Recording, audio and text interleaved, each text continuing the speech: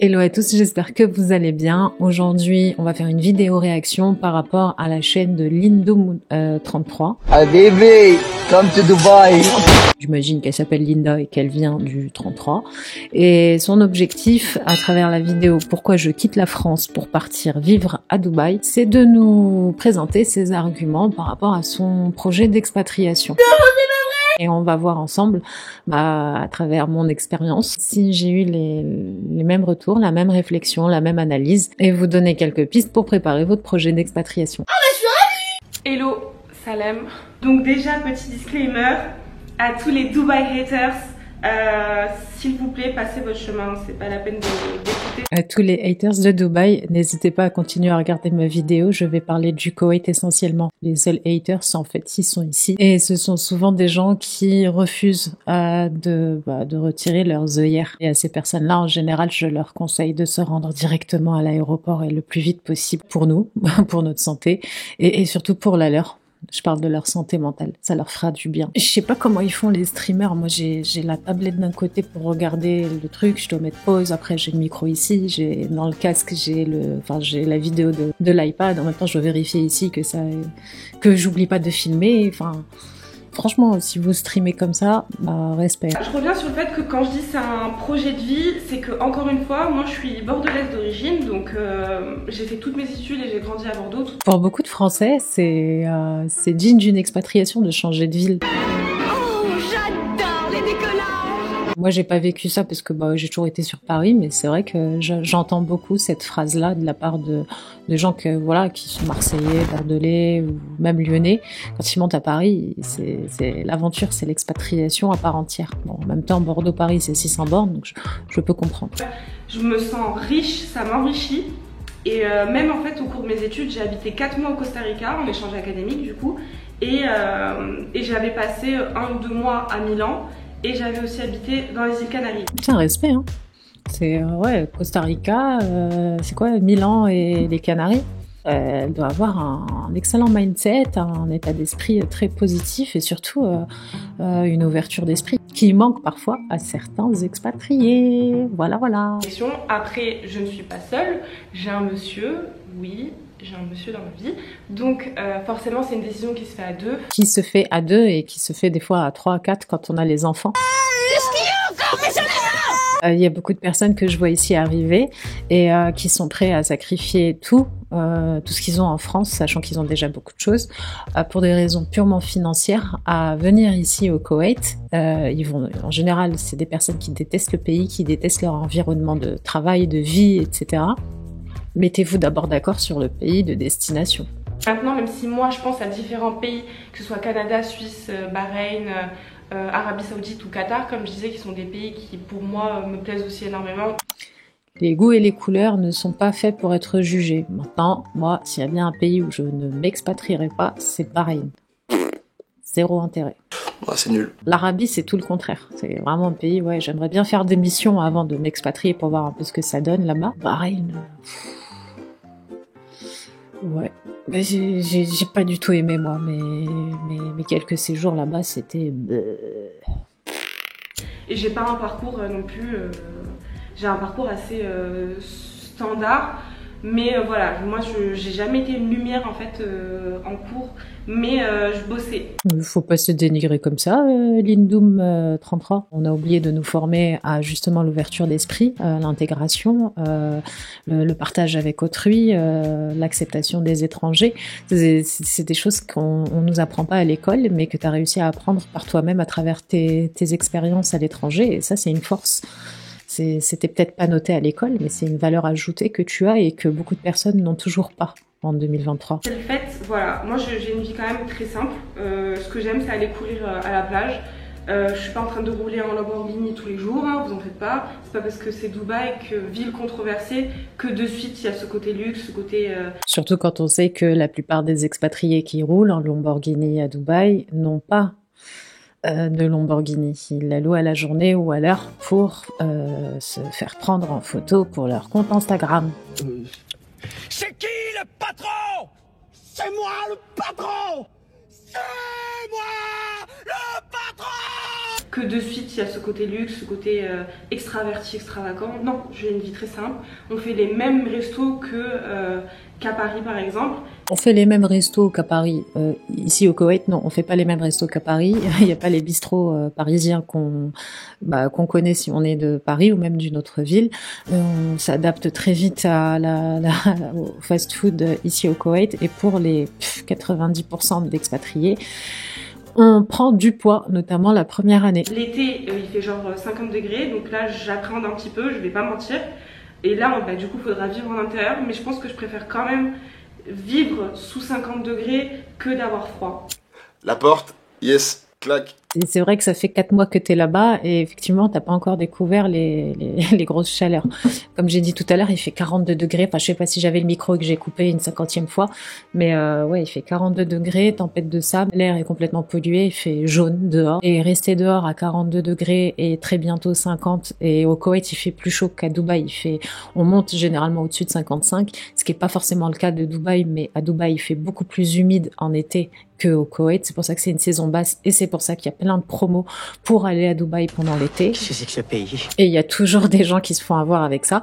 Mais non, faut pas se leurrer. Il faut surtout pas venir s'installer à Dubaï ou au Koweït en se disant j'aime bien la chaleur, donc j'ai décidé de m'installer au Moyen-Orient. Ça veut rien dire. Ou j'adore le littoral, je peux pas me passer de la plage, donc je suis venue au Koweït. Donc Coco, tu t'es trompé de A à Z. C'est pas ici que tu vas avoir Tahiti. Pour aller à Tahiti, tu vas à Tahiti. Après, ça correspond pas forcément à tout le monde. Il faut vraiment, je pense, venir en tant que touriste pour savoir si ça te convient ou pas. Elle a raison, mais ça convient pas à tout le monde, je l'ai dit tout à l'heure. Mais venir en touriste pour découvrir le pays, donc j'imagine pendant 10 jours, 15 jours, voire un mois. Je sais pas pour Dubaï, mais pour le Koweït, c'est un budget. Pour certains, c'est un investissement, c'est pas donné. On vient pas avec 100 KD. S'intéresser aux autres, de savoir comment les autres ont grandi, etc. Et encore une fois, je trouve ça super que de travailler avec d'autres personnes. Il faut s'intéresser aux autres pour s'expatrier, tout simplement. Et la première chose que je conseille tout le temps, c'est de parler anglais. Be you. Be proud of you because you can do what we want to do. À Paris, je commençais à limite à faire un petit burn-out. Donc ça, j'aime pas trop ce mot-là, j'aime pas trop en parler. Mais c'est vrai que je commençais à vraiment en avoir marre du quotidien avec le RER, etc. Après, attention. J'ai pas compris. I don't understand. Elle a fait un burn-out à cause du RER, etc., etc. Donc le RER est une des raisons de son burn-out. Bon, si c'est le RERD, Lindum 33, je comprends. Je trouve que ce mot, on va s'éloigner un petit peu de la vidéo, désolée, je suis obligée, mais je trouve que ce mot, et j'ai rien contre Lindum 33, au contraire, j'apprécie sa vidéo, et je trouve que, ouais, ce sont des mots un petit peu trop utilisés sur les réseaux sociaux, et les gens ont tendance à l'utiliser pour tout et n'importe quoi. Je vais mal, j'ai fait un burn-out, je me sens pas bien, je fais une dépression, j'ai pris du poids, c'est la déprime. Les gens s'auto-diagnostiquent un petit peu trop à cause des réseaux sociaux, et s'auto-traitent un petit peu trop via les réseaux sociaux. C'est vraiment un vice vicieux. Je sais pas si ça se dit, mais c'est complètement, c'est nul. Et ça pousse les gens à, comme j'ai dit, à s'auto-diagnostiquer et à prendre de mauvaises décisions pour leur santé mentale. Quand je suis arrivée à Paris il y a 7 ans, j'étais toute excitée. Pour moi, c'était la vie des opportunités. Je voyais pas de problème à la ville. Enfin, pour moi, c'était juste extraordinaire. Et finalement, après 7 ans, c'était vraiment ma limite, quoi. Ça, c'est fou. En plus, on voit ici les Koweïtiens qui nous parlent de Paris, la plus belle ville du monde, la romance, les super restaurants, etc. C'est vrai, mais c'est pas que ça, malheureusement. J'en avais marre de voir des rats aussi. Bon, ça, c'est un truc perso, mais j'avais l'impression de voir des rats. J'avais oublié ce passage dans les médias qui parlait des rats à Paris. Les pouvoirs publics viennent de déclarer la guerre aux rats. C'était il y a 50 ans. Un seul couple de rats peut engendrer 10 000 descendants en une année. Je retire un peu ce que j'ai dit sur le burn-out et le RER. Je retire un peu. À Dubaï, parce que ça, la ville et mon quotidien arrivent vraiment comme un pansement, et je pense que c'était le moment et j'en avais besoin. Je pense que je suis vraiment en train de perdre la lumière, mais c'est pas grave. Je vais accélérer un petit peu parce que je parle beaucoup. En plus, j'ai un peu l'impression de partir dans tous les sens là. Mais bon, au moins c'est une vidéo naturelle, ça sort comme ça sort. On parle du troisième point, du coup. Il y en a qui, au bout de 2-3 ans, commencent à en avoir marre et veulent absolument partir, mais ils restent. Peut-être pas pour les bonnes raisons pour certains comme elle ou comme moi, mais je comprends qu'il y en ait qui restent pour des raisons purement financières parce que il faut remplir les caisses, quoi. Voilà, juste un coucher de soleil, t'as l'impression de voir quelque chose de luxueux alors que c'est un coucher de soleil, quoi. Mais moi... Des choses simples dans la ville, le coucher de soleil. Ah, il y a des beaux couchers de soleil aussi au Koweït. Si vous ne le savez pas, à Dubaï, il n'y a pas d'imposition, il n'y a pas de taxe. Les impôts, c'est un peu plus compliqué que ça. C'est pas parce que vous travaillez pour une entreprise française que vous ne paierez pas d'impôts à Dubaï ou au Koweït. Renseignez-vous avant. Il y a aussi une question de résidence principale, de résidence secondaire, du fait d'être propriétaire, du fait d'avoir une propriété et de la louer en France, etc. Après me dire je vais à Dubaï, mais c'est pas pour des raisons fiscales. Quand on est employé, peut-être un peu moins, c'est un des avantages. Mais quand on y va pour monter son entreprise ou quand on a un projet en freelance, on me la fait pas, moi. Sachez qu'il aurait fallu que je reste vivre à Paris et niveau salaire, j'aurais été mieux pour le moment qu'à Dubaï. Bah pourquoi t'es à Dubaï alors ? Il y a un truc que j'ai pas compris. Tu gagnais mieux ta vie à Paris, tu étais globalement mieux professionnellement parlant, mais tu as préféré t'expatrier pour travailler à Dubaï et gagner moins bien ta vie. Je suis pas venue ici pour souffrir, ok ? Ou alors, il y a des projets d'évolution de carrière qui sont plus accessibles en étant à l'étranger, et là je comprends totalement. Mais genre il y avait 250 € de différence entre l'iPhone vendu ici à Dubaï au Dubai Mall, au Apple, et l'iPhone qui est vendu à Paris sur les Champs-Élysées, quoi. Enfin, il y avait 250 € de différence. Et ça, c'est une question de fiscalité notamment. Parce qu'on a plus... Ouais, de manière générale, les appareils électroniques sont plus intéressants au Moyen-Orient qu'en France. Et encore, vous avez la détaxe qui peut vous mettre en équivalence. Pas grandiose, la différence. C'est un pays musulman, donc forcément pour les musulmans, c'est un gros avantage juste dans le quotidien en fait.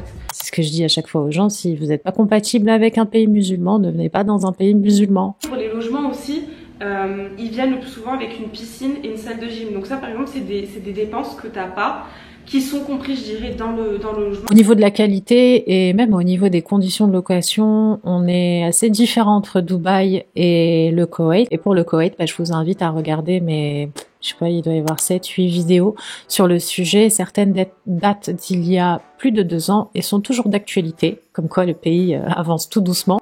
Comment trouver un logement, les pièges à éviter, comment visiter votre appartement, le coût du loyer, la vie à Salmiya, etc. Voilà, vous avez un paquet de vidéos, n'hésitez pas à les regarder pour trouver la perle qui vous correspondra le mieux et pour ne pas vous faire piéger. Je ne vais pas faire de polémique non plus sur ça, mais l'essence c'est moins cher ici. Ouais, c'est pareil au Koweït, l'essence n'est pas chère. Contrairement aux idées reçues, Dubaï ne dépend pas de richesses pétrolières, mais du tourisme et de l'immobilier notamment. C'est le Koweït qui dépend du pétrole à 90%. Et l'essence, par rapport à la France, ça coûte 3 fois rien. Enfin, ça coûte 3 fois moins cher en fait. Même si quand même, finalement sur la population à Dubaï, on est 90% d'expats. J'avais pas ce chiffre en tête, c'est intéressant. Au Koweït, il y a 1 million de Koweïtiens et 3 millions, un peu plus de 3 millions d'expatriés. Attention, j'ai bien consciente que je suis une émigrée ici. On le ressent un petit peu au quotidien. C'est important de le signaler. Il y a beaucoup de vidéos sur TikTok qui parlent de la notion d'émigré, d'expatrié. Je suis pas une expat, je suis une émigrée. Pourquoi tu dis que t'es une expat? C'est un truc de blanc, c'est un truc de français, c'est un truc de bourge, etc. Du coup, on va regarder la définition. Un expatrié est une personne qui a quitté sa patrie volontairement ou qui en a été chassée. Ça, c'est pas moi qui le dis. C'est la définition du Robert. Et un émigré, toujours le Robert, c'est quitter son pays pour aller s'établir dans un autre pays, momentanément ou définitivement. Un expatrié, c'est pas forcément quelqu'un qui a un contrat d'expat. C'est vrai qu'il y a beaucoup de gens qui disent être un expatrié, mais qui vont parler des autres comme étant des émigrés. C'est une question de couleur de passeport, pour être honnête. Encore une fois, c'est juste une décision dans mon parcours de vouloir vivre à l'étranger et de vouloir essayer autre chose. Donc voilà, pour le moment, j'habite et je réside à Dubaï et j'en suis très heureuse aussi. Et je trouve que c'est une force. Bah, tant mieux pour toi, on te souhaite une bonne continuation. J'espère que tout va bien se passer pour toi pendant les prochains mois, les prochaines années à Dubaï. Moi, j'ai bien aimé faire cette vidéo sur l'Imdoum 33. Je trouve que sa vidéo, elle est à la fois intéressante et très légère sur les différents contenus liés aux avantages à vivre à Dubaï. Elle parle de la controverse qu'il y a autour de la ville. Et c'est important de le dire, même si elle rentre pas dans les détails. Elle a abordé plein de sujets. C'est pas fait pour tout le monde, en tout cas, c'est pas fait pour moi. Mais le Koweït non plus, c'est pas fait pour tout le monde, mais là pour le coup c'est fait pour moi. Je sais plus pourquoi je dis ça, j'avais un truc en tête mais je l'ai oublié. Ouais, j'aime bien faire des vidéos réactions, je trouve ça hyper intéressant. J'ai une prochaine vidéo que j'ai déjà regardée plusieurs fois, j'ai déjà fait ma réaction, mais j'ai pas mis le micro, donc on va refaire. Et cette fois-ci je m'assurerai de mettre le micro. Vous allez voir, c'est également à Dubaï. Si je prends Dubaï, c'est juste parce qu'il n'y a pas Koweït. Et du coup ça me permet un petit peu de comparer aussi, parce qu'il y a encore beaucoup de personnes qui arrivent et qui continuent à comparer les autres pays du Moyen-Orient au Koweït, et des fois il n'y a pas lieu d'être. J'espère que vous avez kiffé, que c'est un type de vidéo qui va vous intéresser pour la suite. N'hésitez pas à me le dire en commentaire. S'il y a des vidéos pour lesquelles vous souhaitez que je réagisse, n'hésitez pas à me le dire, à me mettre les liens en commentaire, et restez curieux, restez prudents, et à très vite sur une prochaine vidéo.